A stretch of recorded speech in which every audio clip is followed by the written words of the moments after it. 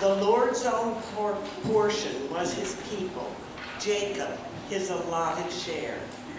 He sustained him in a desert land, in a howling wilderness waste. He shielded him and cared for him, guarded him as the apple of his eye. As the eagle stirs up its nest and hovers over its young, as it spreads its wings, takes them up, and bears them aloft on its pinions, the Lord alone guided him. No foreign god was with him. He set him atop the heights of the land and fed him with produce of the field. He nursed him with honey from the crags, with oil from flinty rock, curds from the herd, and milk from the flock, with fat of lambs and rams, Bashan bulls and goats, together with the choicest wheat. You drank fine wine from the blood of grapes. This is the word of the Lord. Thanks be to God. Will I be able to use my mic, or will I need to hold? You can hear me, but I don't know if Facebook can hear me. It doesn't seem like we're okay? Facebook's all right? 1, 2, 3, 4, 5. I don't think I might, but shall I use that? You're pointing to something. I'm not sure what that is, so I'll just use this. All right, thank you.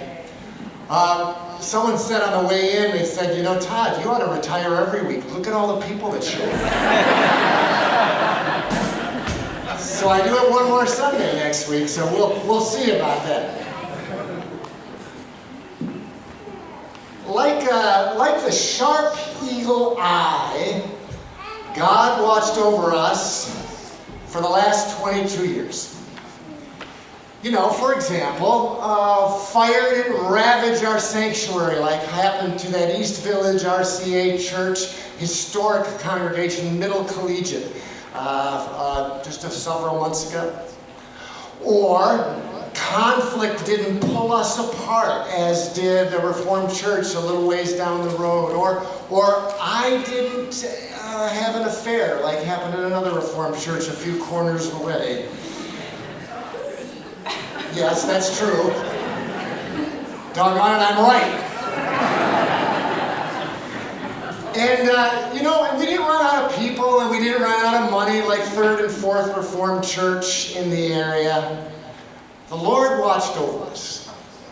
And just like an eagle perched on the top of a 10-story building can see an ant crawling on the sidewalk below, so the Lord was ever watchful over our church for 22 years. So Moses, Deuteronomy portrays Moses as singing this song, this poetry, when they're in the wilderness, wandering from Egypt and slavery to the promised land. And when they're in the wilderness, he picks this metaphor of the eagle because they must have saw dozens upon dozens of eagles through their time. And he focuses on how the mother eagle is a metaphor for God and how she watches over her eaglets, ever attentive to every detail in their lives. And that's what our eternal mama eagle has been to us.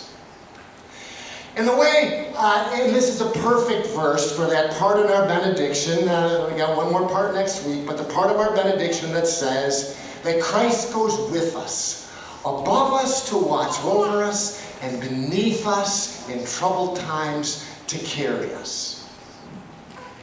So in Moses' poetry, he talks about the watchful mama eagle with the word hovering. She hovers over her young. And we know that a mother that hovers over the child's study team at school gets a little bit closer attention. We know that a spouse that hovers over the doctors and nurses at the hospital gets better care for their loved one. we know that hovering makes a difference. Hovering shows the eternal eagle cares. And we are hovered over. He's above us to watch us like a mama eagle. But we also know that if a hovering parent turns into a helicopter parent, ask any teachers about the helicopter parents that they've experienced at school and how irritating and how difficult that is for the kid. Because there comes a time, right, when the mama eagle knows instinctively that she's got to stir the nest and provoke the young to be able to spread their wings for the first time and try to fly on their own. And so, just like that eternal mama eagle, the Lord has been with us. The Lord watches over us to protect us, and then at one point provokes us to learn to fly.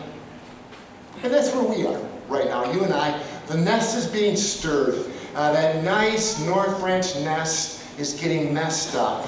And I'm about to fly away after next week yet here, but then I'm gonna, do a little 30-member church, very part-time and temporary. I might have to call Doris up and say, how do I make my own PowerPoint slides again? I might have to call up Joe and say, hey Joe, this is the price we got for replacing the boiler in Orange County. Does that sound reasonable to you? Or I might just be nervous about how do I turn a church that's spiraling downhill, my mentor's church that I have a lot of emotional attachment. How do I turn that around so that it goes back up again? And you're being provoked. You're being stirred up out of your nest, right? You might, you're going to experience change. You might feel at some point, that interim or that permanent pastor is changing too many things. I liked it the way it was. He might have been stubborn, but boy, was he right, you might even say. I doubt it. But let me try it anyway. And you'll be provoked to be generous. Maybe to give more sacrificially than you have before. You might be provoked to serve, maintaining the building and grounds, or you might be provoked to grow. You might join a small group, or you might see a need in the community. I'll tell you what not to do. The most irritating thing that happens is when somebody calls me up and says, Todd, you should do this because of this need. How about you champion it? Right? So here's the thing. You call up Mark and say, Mark, I see this need in the community and I'm going to help champion that. And you'll grow. You'll step out. This is not the time in a transition to step away from the church. It's a time to step into the growth that eternal Mama Eagle has for you and for me. The nest is being stirred.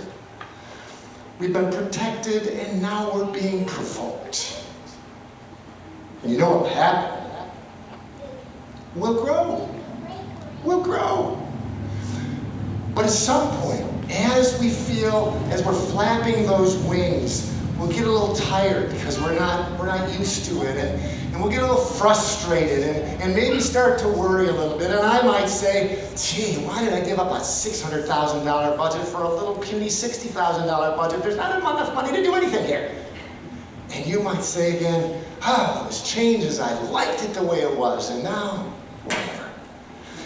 And then what will happen then is when we're out there on our own for a while, it'll feel good at first, we'll feel proud of ourselves, and then it'll start to struggle, and we'll start to lose a little altitude, we'll start to question and worry and flutter.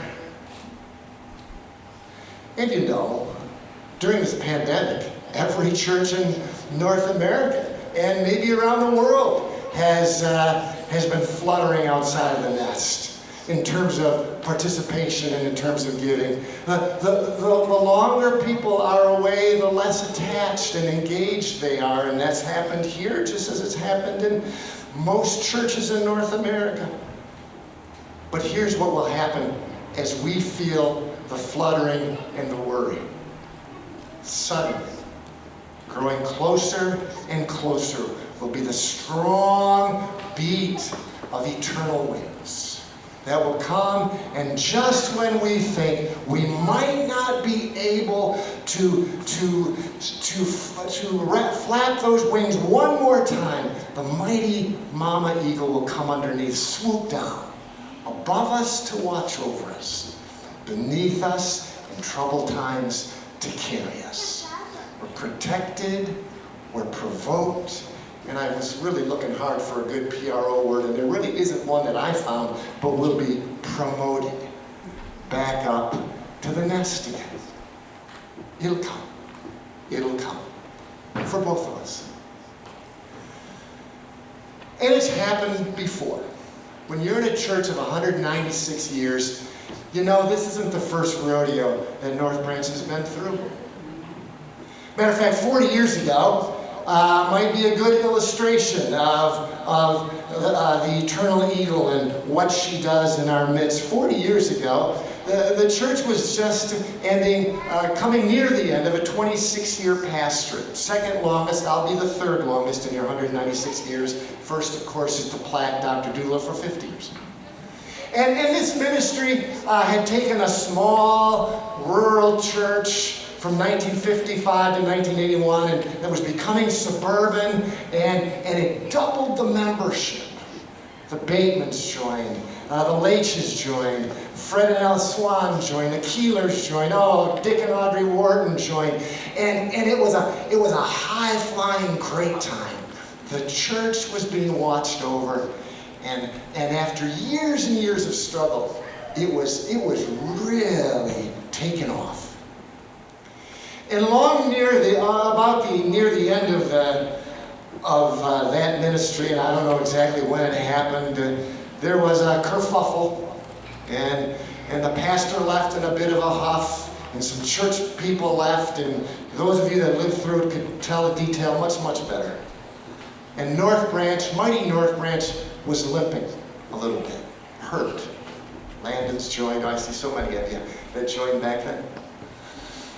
And around about the same time, my mentor, whose church I'll be serving from October, part-time, very temporarily, up in Orange County, New York, my mentor, Bert Van Zoost, received the axe at the denominational headquarters.